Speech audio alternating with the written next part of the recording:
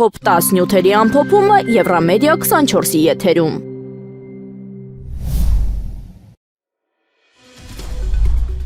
Ադրբեջանի ԱԳՆ-ն հայտնել է Ազովի ծովում տեղի ունեցած հարձակման հետևանքով զոհվել է Ադրբեջանի 5 քաղաքացի, ևս 3-ը ստացել է տարբեր աստիճանի վնասվածքներ։ Գերատեսչության տվյալներով հարձակման ենթարկված 2 բեռնատար նավերի անձնակազմերում ընդհանուր առմամբ եղել է 25 ադրբեջանի քաղաքացի։ ԱԳՆ-ն նշել է զոհվածներն ու վիրավորները եղել են նավերի անձնակազմի անդամներ։ Միաժամանակ ընդգծել է հարձակման ենթարկված նավերը չեն պատկանել Ադրբեջանի եւ նավարկել են օտարերկրադրողների ներքո։ Չինաստանի նախագահ Սի Ցզինփինը հունիսի 8-ին երկօրյա այցով կմեկնի Հյուսիսային Կորեա։ Այցը կլինի նրա առաջին այցը Փհենյան վերջին գրեթե 7 տարվա ընթացքում։ Սի Ցզինփինը հանդիպելու է Հյուսիսային Կորեայի առաջնորդ Կիմ Չեն Ընին եւ քննարկելու երկկողմ հարաբերությունները։ Պեկինը ձգտում է վերականգնել իր ազդեցությունը Փհենյանի նկատմամբ այն բանից հետո, երբ Կիմ Չեն Ընը խորացրել է կապերը Մոսկվայի հետ։ Չինաստանը հայտարարել է, կողմերը պատրաստվում են նոր մակարդակի հասցնել Չինաստան-Հյուսիսային Կորեա հարաբերությունները։ Ռուս ազգայնական շրջանակները կտրուկ քննադատել են Զելենսկու բաց նամակ ուղղված Վլադիմիր Պուտինին։ Նամակում Ուկրաինայի նախագահը առաջարկել էր երկու երկրների ղեկավարների հանդիպում պատերազմը դադարեցնելու նպատակով։ Ռուսական կողմը հայտարարել է, նամակը դիվանագիտական նախաձեռնություն չէ, այլ տեղեկատվական գործողություն։ Նրանց գնահատմամբ նամակի զգալի մասը պարունակում է մեղադրանքներ, սպառնալիքներ եւ Ռուսաստանի հասցեին սուր հայտարարություններ։ Քննադատները պնդում են, դրա նպատակը ռուսական հասարակության ներսում դժգոհություն հրահրելն է, այլ ոչ թե խաղաղության հասնելը։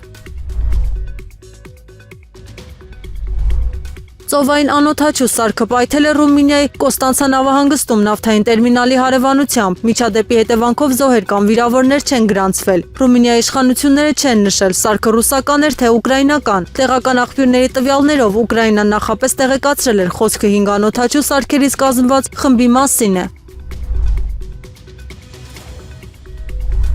ԱՄՆ-ն հայտարարել է, կարող է վերանայել իր դերը Բոսնիա եւ Հերցեգովինայում գործող միջազգային կառույցներում, պատճառը խաղաղ գործընթացը վերահսկող խորհրդի կողմից նոր միջազգային ներկայացուցիչ ընտրելու շուրջ անհամաձայնություններն են։ Վաշինգտոնը դժգոհություն է հայտնել այն բանից հետո, երբ չի հաջողվել համաձայնության հասնել իր աջակցած թեկնածուի շուրջ։ ԱՄՆ պետքարտուղարությունը նշել է, եվրոպական երկրների տարաձայնությունները խոչընդոտել են որոշման ընդունմանը։ ԱՄՆ ներկայացուցիչների պալատը հավանություն է տվել Ուկրաինային աջակցություն տրամադրելու օրինագծին։ Փաստաթուղթը նախատեսում է նաև Ռուսաստանի դեմ նոր պատժամիջոցների կիրառում։ Մի շարք հանրապետականներ միացել են դեմոկրատներին եւ աջակցել նախաձեռնությանը։ Քվեարկության արդյունքը դիտարկվում է որպես ներքաղաքական տարաձայնությունների հերթական դրսևորում։ Ուկրաինայի դեսպանը որոշումը անվանել է երկուսակցական աջակցության կարևոր ապացույց։